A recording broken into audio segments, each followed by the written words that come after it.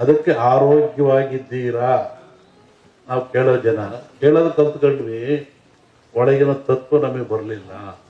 ಇವತ್ತು ಹಬ್ಬ ಆಚರಿಸ್ತೀವಿ, ಆಚರಣೆ ಸಮಾರಂಭಗಳನ್ನು ಮಾಡ್ತೀವಿ, ಕಾರ್ಯಕ್ರಮ ಮಾಡ್ತೀವಿ ಅಂದರೆ ಅದರ ಮೂಲ ಉದ್ದೇಶ ನಾವು ತಿಳ್ಕೊತಾ ಇಲ್ಲ. ಆ ಮೂಲ ಉದ್ದೇಶ ಏನು ಅಂದರೆ ಮನುಷ್ಯನಿಗೆ ಆರೋಗ್ಯದಾಯಕವಾಗಿರಬೇಕು, ಖುಷಿ ಇರಬೇಕು, ನೆಮ್ಮದಿ ಇರಬೇಕು ಅಂತ. ಹಿಂದಿನ ಕಾಲದಲ್ಲಿ ಒಂದು ಧರ್ಮ ಆಚರಣೆ ಇತ್ತು.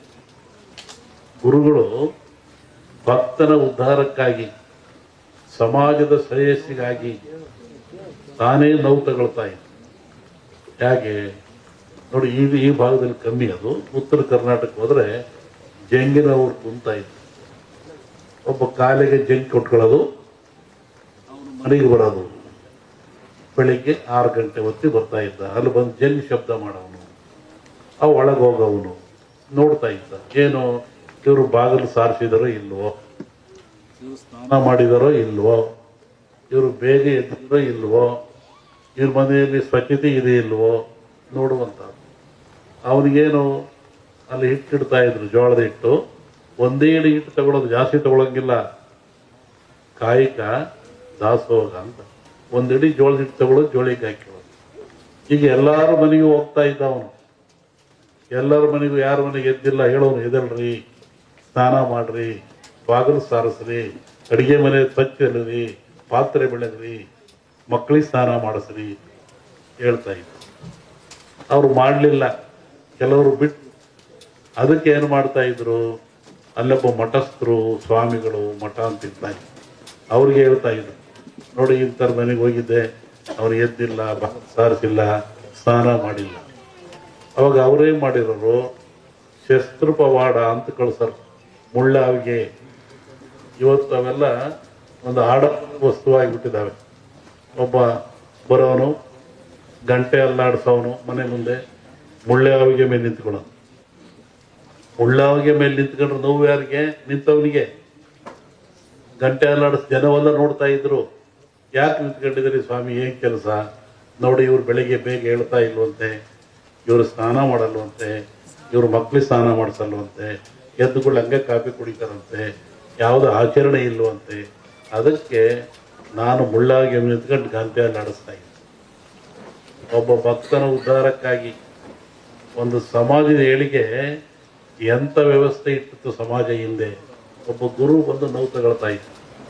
ಅವಾಗ ಅವನು ಬಂದು, ಇಲ್ಲ ಸ್ವಾಮಿ, ಇನ್ಮೇಲೆ ಹಂಗೆ ಮಾಡಲ್ಲ ನಾನು ಅಂತೇಳಿ ಅವ್ರಿಗೆ ನಮಸ್ಕಾರ ಮಾಡಿ 4 ಕಾಣಿ ಕೊಡ್ತಾ ಇದ್ದೆ.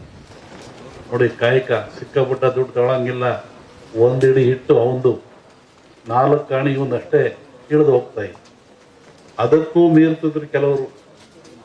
ಆವಾಗ ಅವ್ರಿಗೆ ಶಸ್ತ್ರಪವಾಡ ಮತ್ತೊಬ್ಬರನು ಅವನ ಮನೆ ಮುಂದೆ ಬಂದು ಮುಳ್ಳಾವಿಗೆ ಮೆಟ್ಕೊಂಡು, ಈ ಬಾಯಿಗೆ ಉದ್ದಕ್ಕೆ ಈ ಬಾಣದಂಗೆ ಇರುತ್ತಲ್ಲ ಶೂಲ, ಅದು ಚುಚ್ಕೊಂಡ್ಬಿಡ್ತಿದ್ದ. ರಕ್ತ ಬೀಳ್ತಾ ಇತ್ತು. ಮತ್ತೆ ಗಂಟೆ ಅಲ್ಲಾಡಿಸೋನು. ಎಲ್ಲ ಜನ ಸೇರೋರು, ಯಾಕೆ ಇವನು 5ನರಿಗೂ ಬೆಲೆ ಕೊಡಲ್ವಂತೆ, ಆ ಪೂಜೆನೂ ಮಾಡಿಲ್ವಂತೆ, ನೋಡಪ್ಪ ಇವನು ಅಂತ. ಹಂಗೆ ನೀನು ಯಾಕೆ ನಾವು ತಗೊಳ್ತೀಯ?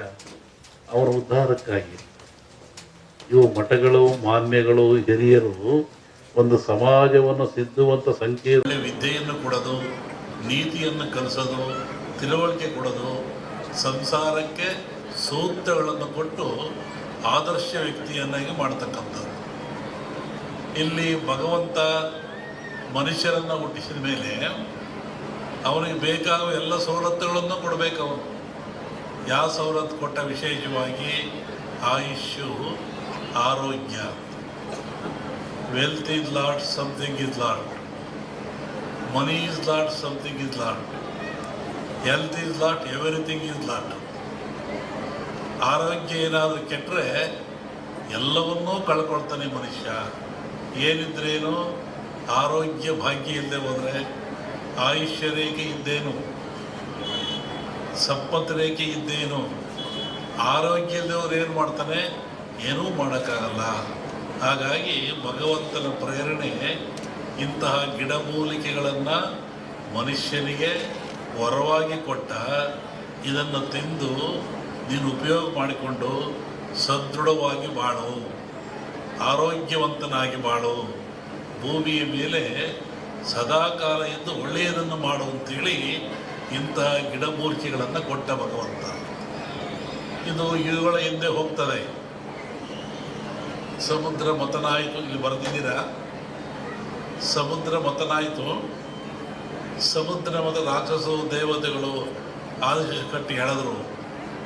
ಎಲ್ಲ ಬಂತು, ಲಕ್ಷ್ಮಿ ಬಂತು, ಐರಾವತ ಬಂತು, ಕನಕಾದಿಗಳು ಬಂದು, ವಿಷ ಬಂತು. ಎಲ್ಲವರು ಹಂಚ್ಕೊಂಡ್ರು. ವಿಷವನ್ನು ಯಾರು ಹಂಚ್ಕೊಳ್ಳಿಲ್ಲ. ಅವಾಗ ಪರಮಾತ್ಮ ಕುಡ್ದ.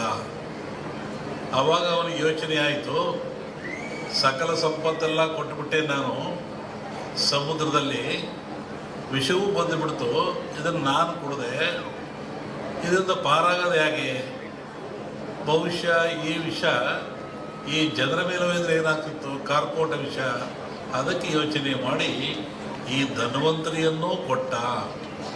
ಈ ಧನ್ವಂತರಿ ಎಲ್ಲಿಂದ ಬಂತು ಅಂದರೆ ಸಮುದ್ರದಿಂದ, ನೀರಿನಿಂದ, ಸಾಗರದಿಂದ ಬಂತು. ಇದು ಆ ಒಂದು ದೇವತೆಯ ರೂಪದಲ್ಲಿ ಬಂತು.